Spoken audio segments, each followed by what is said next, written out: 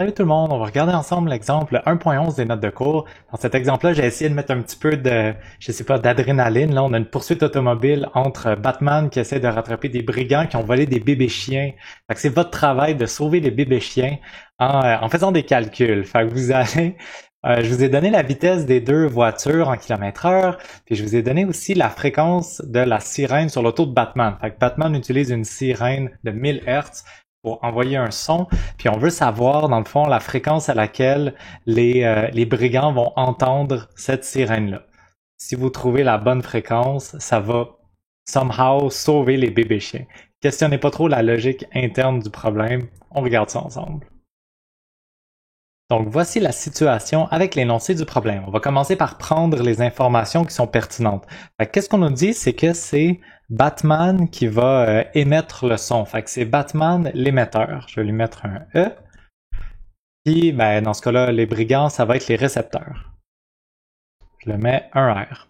La fréquence à laquelle Batman émet le son, c'est 1000 Hz. Donc ça ici, le 1000 Hz, c'est la fréquence de l'émetteur qui est de 1000 Hz. La question, ça va être de trouver la fréquence entendue par le récepteur.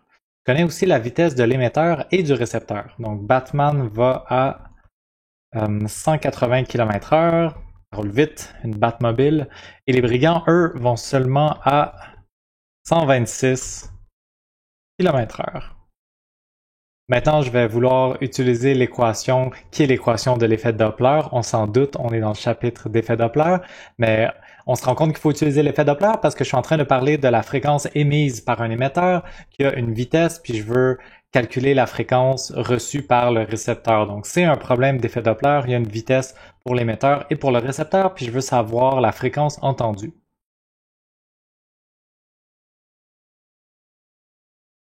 Et voilà la formule que je veux utiliser. La vitesse du son, ben dans ce problème-là, vu que c'est pas spécifié la température, la vitesse du son va être 340 mètres par seconde. Je connais donc mon VS, je connais la fréquence de l'émetteur, je connais le VR, je connais le VE. Il va falloir que je les convertisse en mètres par seconde pour avoir les unités internationales pour que tout se simplifie, mais je connais les chiffres. Donc vraiment, le seul défi ici pour calculer FR, c'est de trouver le bon signe. Est-ce que je vais choisir un plus ou un moins au numérateur? Est-ce que je vais choisir un plus ou un moins au dénominateur? Je vais vous expliquer comment moi je fais pour savoir si je veux mettre un plus ou un moins en haut et en bas. Après, on peut comme juste apprendre par cœur les 4 scénarios si vous voulez. Si c'est votre stratégie préférée, allez-y pour ça. Moi, j'ai bien de la misère à me rappeler des trucs par cœur. Fait que j'aime mieux comme utiliser la logique pour trouver les signes comme il faut. Mettons que je veux commencer par trouver le signe au numérateur, je veux commencer par le signe du VR. N'oubliez pas que les deux signes sont complètement indépendants. Fait que je commence par parler juste du récepteur. Quand je veux trouver le signe du récepteur, je fais comme si Batman, comme si l'émetteur était immobile. Fait que dans ma tête, Batman ne bouge pas. Et mon récepteur, qu'est-ce qu'il est en train de faire? Mon récepteur est en train d'essayer de se sauver. Je sais qu'il roule moins vite que Batman puis qu'il va pas réussir à se sauver. C'est pas grave. Dans ma tête, Batman est immobile puis le récepteur essaye de se sauver. Puisque le récepteur essaye de se sauver, quand on est en train de s'éloigner, on va avoir une fréquence plus basse, une note plus grave. Donc, si je veux que ça donne une fréquence plus basse, ça veut dire qu'au numérateur, je devrais avoir un signe négatif. Un numérateur plus petit, ça va me donner un résultat plus petit, ça va me donner une fréquence plus basse. Fait que puisque le récepteur essaye de se sauver, le signe qui va être associé au VR, ça va être un signe négatif qui va tenter de faire baisser la fréquence perçue. Ensuite, je vais faire pour l'autre, je veux trouver le signe de la vitesse qui correspond à l'émetteur. Donc cette fois-là, je fais comme si la camionnette de bébé chien était immobile, puis c'est juste Batman qui est en train de se déplacer, c'est juste Batman qui est en train de s'approcher. Batman est en train d'essayer de s'approcher de la camionnette de bébé chien, ça veut dire que ça a tendance à faire une fréquence plus haute. Batman essaye de s'approcher. Quand ça approche, fréquence plus élevée, une note plus aiguë. Comme quand la voiture s'approche de nous, c'est le son plus aigu.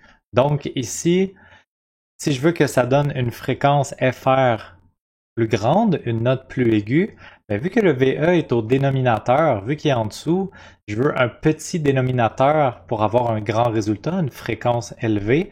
Pour avoir un petit dénominateur, je vais choisir pour lui aussi le signe négatif. Donc dans ce cas-ci, c'est un moins au numérateur puis un moins au dénominateur. C'est pas toujours obligé d'être le même signe. Dans ce cas-ci, ça adonne qu'il y a un moins et en haut et en bas. Donc maintenant, il me reste vraiment plus qu'à remplacer mes chiffres et à calculer la fréquence du récepteur. Une petite dernière chose que je veux mentionner, dans le séguin, la fréquence FR, la fréquence du récepteur, il l'appelle F'. La fréquence de l'émetteur, il l'appelle tout simplement F. Je préfère écrire explicitement fréquence du récepteur puis fréquence de l'émetteur. On va revisiter l'effet Doppler dans un chapitre plus tard, dans le chapitre 4, où on va parler de relativité. Ça va devenir vraiment important de mettre une lettre qui désigne, en tout cas, qui est l'émetteur, qui est le récepteur. On en reparlera rendu là. C'est la notation que je préfère, moi, pour l'effet Doppler. Si vous m'écrivez F et F', il n'y a aucun problème. Les deux notations sont tout à fait acceptables dans la section 1.13. Donc, il ne me reste plus qu'à remplacer mes chiffres dans la formule, calculer FR et les bébés chiens seront sauvés. On y va.